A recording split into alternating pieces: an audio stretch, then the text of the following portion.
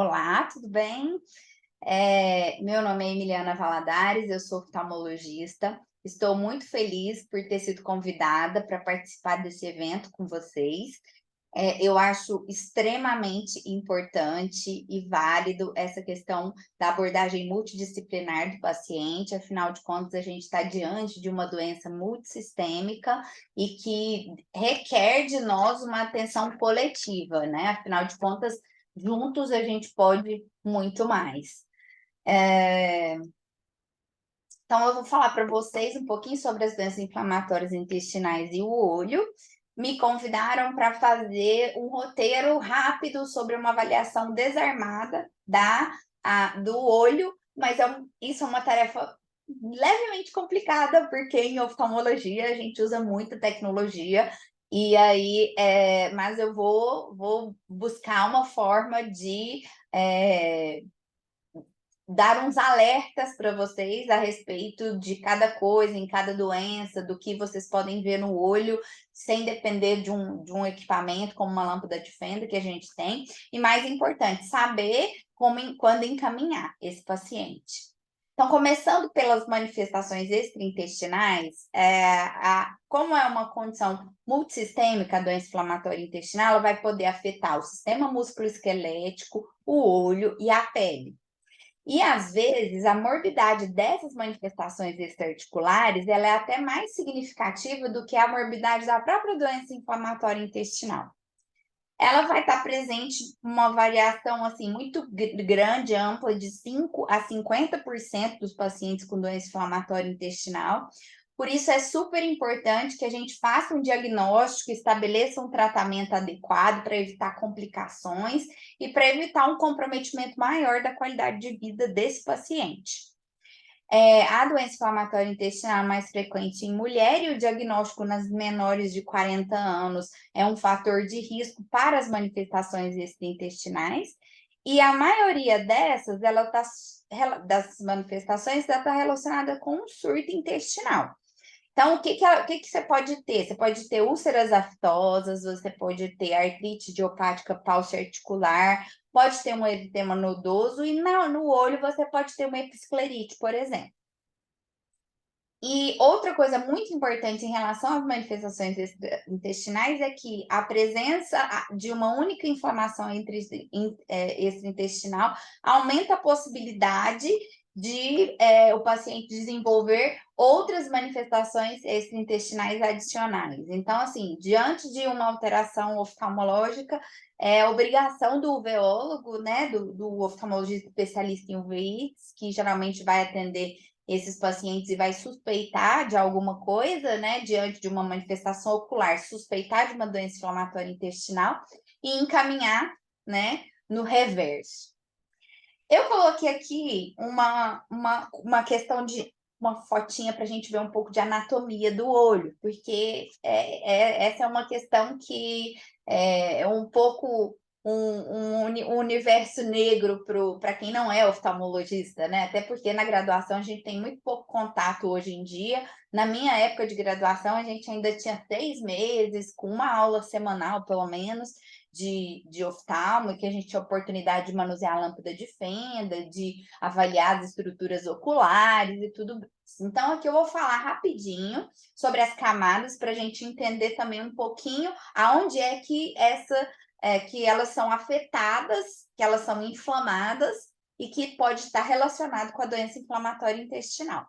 Então, aqui a gente tem essa capinha rósea, que vai acompanhar desde o nervo óptico até aqui. Ela tem mais ou menos 3 camadas. A primeira, mais superficial, é a conjuntiva, onde a gente tem a conjuntivite, que é uma películazinha. Embaixo a gente tem uma camada mais fina, que é a episclera, onde tem episclerite. E mais profundamente a gente tem a esclera, que é onde tem a esclerite. Aqui essa parte essa parte branca, ela se continua na parte anterior como uma película transparente, que é denominada córnea, que é por onde que entra a luz, né? Vai refletir lá no fundo do olho e emitir e o nervo vai levar essa imagem lá para o cérebro, para a pessoa enxergar. Aqui a gente tem essa camada vermelhinha, que é a parte anterior aqui é a úvea, essa camada, a parte anterior forma essa parte colorida do olho, que é a íris, e tem o corpo ciliar aqui também. Ela tem uma parte intermediária e uma parte posterior. Então, ela pode estar inflamada em toda a sua extensão. O que mais acontece na doença inflamatória intestinal é inflamar a parte anterior, ou seja, o dalmoveite anterior. E aí a gente vai ver através de uma avaliação no líquido que está aqui essa câmara formada pela parte colorida, entre a parte colorida e a parte transparente, onde circula o humor aquoso, que é um líquido, né? Aqui a gente tem a pelezinha amarela, que é a última, que é a retina, que é como se fosse o cérebro do olho, que é a película da máquina, o filme da máquina fotográfica que capta a imagem e manda lá para o fundo, para o cérebro, né? E tem esse espaço aqui, que é ocupado por um gel, que é denominado humor vítreo, né? Que ao longo dos anos ele vai ficando mais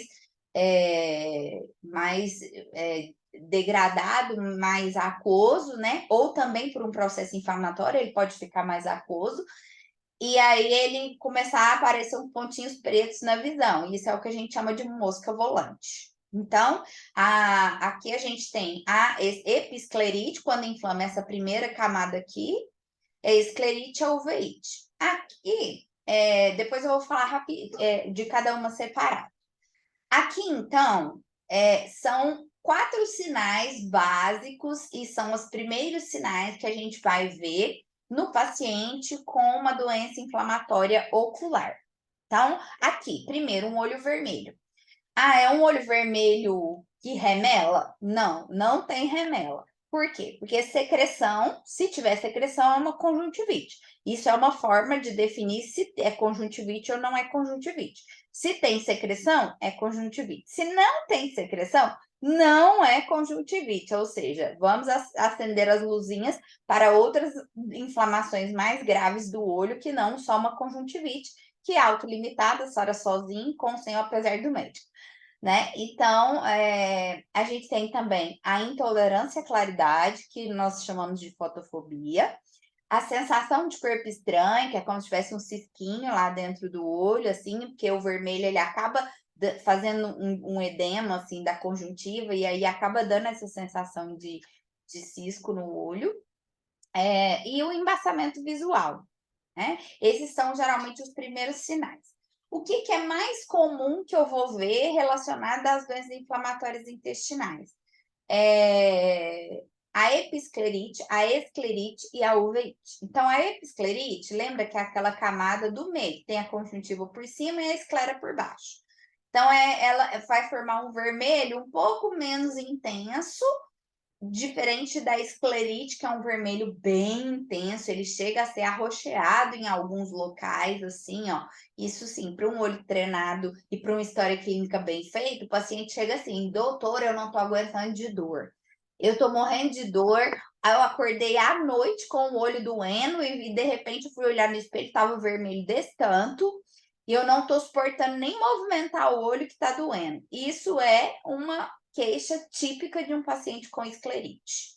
Aqui a diferenciação a gente faz com um colírio de fenilefrina, que vocês não vão ter, né? Mas enfim, se tivessem, a gente pinga o colírio de fenilefrina na episclerite, o olho vai ficar completamente branco. Porque o vaso constrictor né, que é a fenilefrina, vai fechar todos os vasos superficiais. Então a gente não vai ver nada. Então vai ficar branco. E a esclerite, quando você pinga o colírio, ele vai ficar parcialmente branco, porque ele fecha só os vasos superficiais. Os vasos profundos ele não consegue fechar. Então, aí a gente diferencia clinicamente a esclerite da episclerite. Fora, lógico, a história clínica também. E a esclerite é uma doença bem mais grave e bem mais relacionada a doenças inflamatórias sistêmicas, ou infecciosas também, mas a doenças sistêmicas. As uveites, o que eu vou ver? Eu vou ver um olho vermelho, assim, por inteiro, mas é um vermelho meio safado, assim, sabe? Você olha e fala assim, esse cara tá, ou essa mulher tá dando piti demais. É tipicamente desproporcional o jeito que o olho tá vermelho e o que o paciente está queixando. Então, ele geralmente vai chegar com o olho vermelho assim, meia boca só, e queixando de muita intolerância à claridade e muita dor na bola do olho. Essa dor da bola do olho e com a intolerância à claridade e um vermelhinho mais ou menos sem secreção, vai te dar a pista de ser uma uveíte anterior, né? Não vai ser uma episclerite, não vai ser uma esclerite, porque a esclerite, ela é um vermelho muito intenso e ela vai doer a movimentação. A uveíte, ela é um vermelho meio assim, não é tão, existe, lógico, uveites mais com olho mais vermelho, mas tipicamente no início ela não é tão vermelho e é desproporcional, porque o paciente reclama dessa dor na bola do olho. Aqui é só para ilustrar, assim, é uma coisa só do oftalmologista mesmo, como a gente quantifica o tanto de inflamação que tem nesse olho. Então, a gente bate um feixe de luz aqui, que vai pegar primeiramente na córnea, que é aquela parte transparente, e segundo aqui na parte colorida. Então, aqui na córnea é essa parte, na colorida é essa parte. A gente faz um retângulo de 1 por 1, né? É só vocês imaginarem uma taça de champanhe. Então, você faz um corte ali, um retângulo 1 por 1 nele e conta quantas bolinhas tem lá dentro. Quanto mais bolinhas tiver, mais inflamado está o olho. Então, quanto maior o número de e essas inflamações oculares estão estreitamente ligadas à atividade da doença inflamatória intestinal.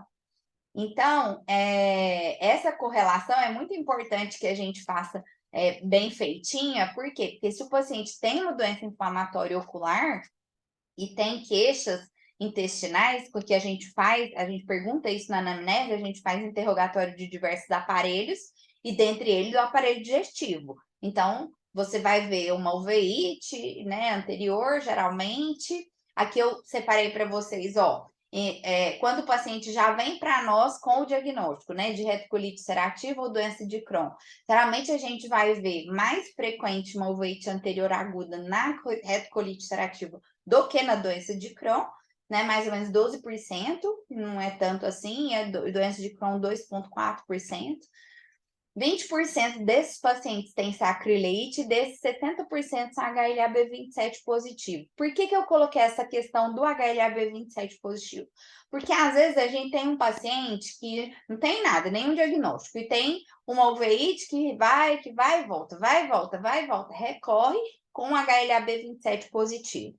Esse HLA-B27 positivo tem que fazer a gente insistir no questionamento em relação às manifestações das possíveis espondiloartrites soronegativas, e dentre elas as doenças inflamatórias intestinais. Então, ele vai ajudar bastante, assim, quando ele é positivo, para a gente suspeitar de outras coisas e até poder referir esse paciente ao gastro antes dele ter uma doença mais grave, assim, às vezes no início da doença, de pegar a manifestação no início da doença, já que elas estão correlacionadas, né? Quando tem a inflamação intestinal, tem a inflamação extraintestinal. Quando eu tenho a doença intestinal sem sacrileite com HLA-B27 negativo, e aparece uma escleroveíte, que é o quê? A inflamação lá da parte branca da esclera, da parte branca profunda, mais da parte vermelhinha. Então, na escleroveíte, quando eu tenho esta manifestação, mesmo sem sacrileite, com HLA-B27 negativo, com paciente de doença inflamatória intestinal, você pode ir lá no gastro conversar, porque provavelmente a doença inflamatória dele, intestinal, vai ser ou será muito grave, porque a escleroveíte ela está estreitamente relacionada com doenças infecciosas ou com doenças autoimunes muito graves. Então, se a gente tem já um paciente com doença inflamatória intestinal e apresenta uma escleroveíte, sinal que a gente tem que conversar com o gastro, falar, olha, pode pesar a mão nessa imunossupressão aí, porque o negócio tá feio.